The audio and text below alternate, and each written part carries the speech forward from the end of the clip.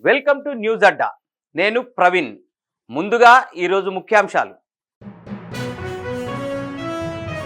2029 ఎన్నికల్లో పోటీ చేస్తాం, కవిత ఆసక్తికర సమాధానం. మహాత్మా గాంధీ గ్రామీణ ఉపాధి హామీ పథకం పేరు మార్పు, స్పందించిన సీతక్క.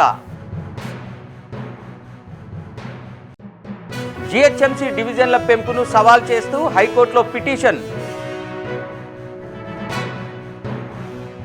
ఎల్లారెడ్డిలో సర్పంచ్ అభ్యర్థిని ట్రాక్టర్తో ఢీకొట్టిన ఘటన, తీవ్రంగా స్పందించిన కేటీఆర్. రవీంద్ర భారతి ప్రాంగణంలో ఎస్పీ బాలు విగ్రహావిష్కరణ. ఇక వివరాల్లోకి వెళ్తే, జాగృతి అధ్యక్షురాలు కల్వకుంట్ల కవిత తన రాజకీయ భవిష్యత్తుపై కీలక ప్రకటన చేశారు. 2029లో జరిగే ఎన్నికల్లో తాను ఖచ్చితంగా పోటీ చేయనున్నట్లు స్పష్టం చేశారు. ఎక్స్ వేదికగా ఆమె నెటిజన్లతో ఆస్క్ కవిత పేరుతో క్వశ్చన్ అవర్ నిర్వహించారు. ఈ కార్యక్రమంలో నెటిజన్లు అడిగిన పలు ప్రశ్నలకు ఓపికగా సమాధానాలు ఇచ్చారు.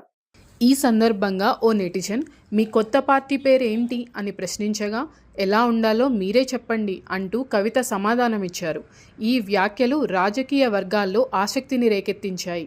త్వరలోనే జాగృతి సంస్థ కార్యకలాపాలను గ్రామస్థాయి వరకు విస్తరిస్తామని, ప్రతి గ్రామంలో కమిటీలను ఏర్పాటు చేస్తామని ఆమె తెలిపారు. జాగృతి సంస్థ ద్వారానే ఎన్నికల బరిలో నిలవబోతున్నట్లు పరోక్షంగా సంకేతాలిచ్చారు. 2047 నాటికి దేశ ప్రజలందరికీ నాణ్యమైన ఉచిత విద్య, వైద్యం అందించడమే తన జీవిత లక్ష్యమని కవిత పునరుద్ఘాటించారు. ఇదే తన విజన్, మిషన్ అని ఆమె పేర్కొన్నారు. కవిత తాజా ప్రకటనతో ఆమె భవిష్యత్ రాజకీయ ప్రణాళికలపై చర్చ మొదలైంది. మహాత్మా గాంధీ జాతీయ గ్రామీణ ఉపాధి హామీ పథకం పేరును Viksit Bharat guarantee for Rozgar and Ajeevika మిషన్గా మార్చాలనే ప్రతిపాదనపై తెలంగాణ పంచాయతీరాజ్ గ్రామీణాభివృద్ధి శాఖ మంత్రి సీతక్క స్పందించారు. ఈ పథకాన్ని నిర్వీర్యం చేసేందుకు కేంద్ర ప్రభుత్వం కుట్రపూరితంగా వ్యవహరిస్తోందని ఆమె ఆరోపించారు. పథకం పేరు మార్చడమే కాకుండా దాని స్ఫూర్తిని, అమలు విధానాన్ని కూడా మార్చేందుకు కేంద్రం ప్రయత్నిస్తోందని విమర్శించారు. కేంద్ర ప్రభుత్వం వెంటనే తన నిర్ణయాన్ని ఉపసంహరించుకోవాలని మంత్రి సీతక్క డిమాండ్ చేశారు. గ్రామీణ ప్రాంత పేదలకు ఉపాధి భరోసా కల్పించాలన్న మహాత్మా గాంధీ ఆలోచనలకు విరుద్ధంగా కేంద్ర ప్రభుత్వం నిర్ణయం తీసుకుందని ఆమె అన్నారు. ఈ నిర్ణయం పేదలను, రాష్ట్రాలను శిక్షించే విధంగా ఉందని ఆమె తీవ్రంగా విమర్శించారు. గతంలో ఈ పథకానికి 100% నిధులను సమకూర్చి అమలు చేసిన కేంద్రం ఇప్పుడు తన వాటాను 60%కి తగ్గించి మిగిలిన 40% భారాన్ని రాష్ట్రాలపై మోపడం అన్యాయమని ఆమె పేర్కొన్నారు.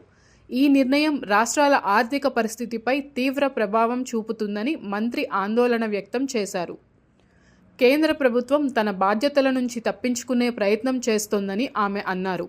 పథకం పేరు నుంచి మహాత్మా గాంధీ పేరును తొలగించడం ద్వారా గాంధీజీ ఆలోచనలు, విలువల పట్ల కేంద్ర ప్రభుత్వానికి ఉన్న వ్యతిరేక వైఖరి స్పష్టంగా కనిపిస్తోందని ఆమె అన్నారు.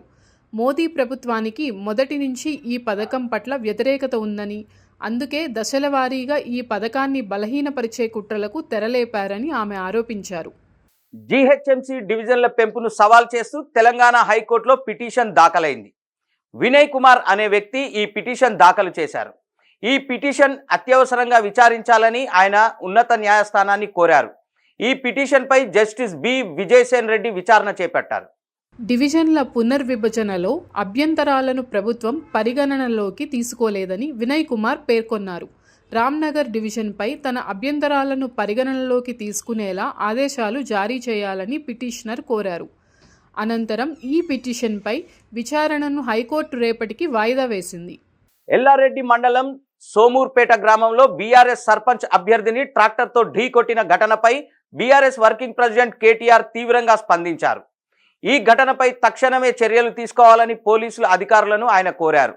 సంబంధిత ఎస్పీకి ఫోన్ చేసి ఈ అంశాన్ని ఆయన దృష్టికి తీసుకెళ్లారు. బీఆర్ఎస్ శ్రేణులు తిరగబడితే శాంతి భద్రతలు అదుపులో ఉండవని ఆయన హెచ్చరించారు.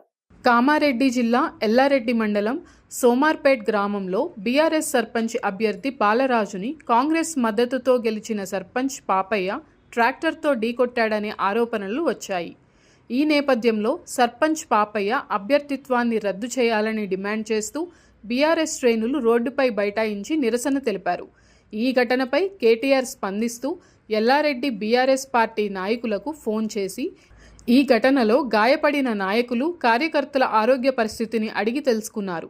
దాడికి పాల్పడిన వారిపై వెంటనే క్రిమినల్ కేసులు నమోదు చేసి అరెస్టు చేయాలని ఆయన పోలీసులను డిమాండ్ చేశారు. హైదరాబాద్లోని రవీంద్ర భారతి ప్రాంగణంలో దివంగత గాయకుడు ఎస్పి బాలసుబ్రహ్మణ్యం విగ్రహాన్ని మాజీ ఉపరాష్ట్రపతి వెంకయ్య నాయుడు ఆవిష్కరించారు. ఈ కార్యక్రమానికి హర్యానా మాజీ గవర్నర్ బండారు దత్తాత్రేయ, తెలంగాణ రాష్ట్ర మంత్రి శ్రీధర్ బాబు, బీజేపీ తెలంగాణ రాష్ట్ర అధ్యక్షుడు రామచందర్రావు తదితరులు హాజరయ్యారు. 7.2 అడుగుల ఎత్తు ఉన్న బాలు కాంస్య విగ్రహాన్ని తూర్పుగోదావరి జిల్లాలో ప్రత్యేకంగా తయారు చేయించారు.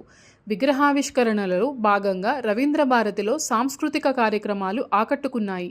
బాలసుబ్రహ్మణ్యంకు ఇష్టమైన 20 పాటలతో ఈరోజు సాయంత్రం 50 మందితో సంగీత విభావరి కార్యక్రమాన్ని ఏర్పాటు చేశారు. రవీంద్ర భారతిలో బాలు విగ్రహం ఏర్పాటుపై ప్రముఖ గాయని ఆయన సోదరి ఎస్పి శైలజ స్పందించారు. రవీంద్ర భారతిలో తన విగ్రహం పెట్టాలన్నది బాలసుబ్రహ్మణ్యం చివరి కోరికని వెల్లడించారు. తన విగ్రహాన్ని పెట్టాలని ఆర్కెస్ట్రా వారి వద్ద బాలు వ్యక్తం చేయగా వారు అతనిని వారించారని అన్నారు.